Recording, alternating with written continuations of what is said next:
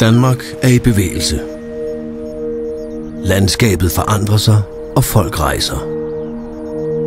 Fra land til by, fra øst til vest, til nye job og gamle venner.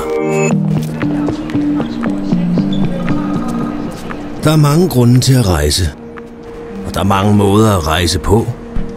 Forventninger og erfaringer styrer danskernes valg, og når trængslen tager til, vil ingen nøjes med det næstbedste. Hos DSB har vi truffet valg og fravalg.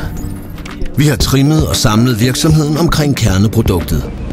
Vi har sat fokus på at blive bedre til det, vores kunder og ejere efterspørger. En pålidelig og sammenhængende kollektiv trafik i Danmark. Forandringer har altid været vejen frem, og Danmark har ikke råd til, at hjulene holder stille. Nu bliver baner, tog og teknik strømlinet for milliarder. Trængsel afløses af bæredygtig sammenhæng.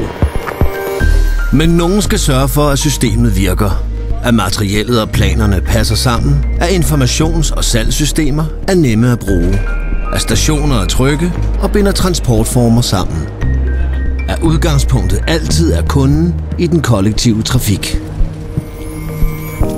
Med nye udbud og flere tilbud er der brug for nogen, som ved, hvordan man får landets togsystem til at hænge sammen. Uanset om toget køres af DSB eller en anden operatør. Hos DSB har vi valgt en strategi, der sikrer sammenhæng på tværs af kollektiv trafik. Det er en strategi, som holder Danmark i bevægelse. Og toget kører nu.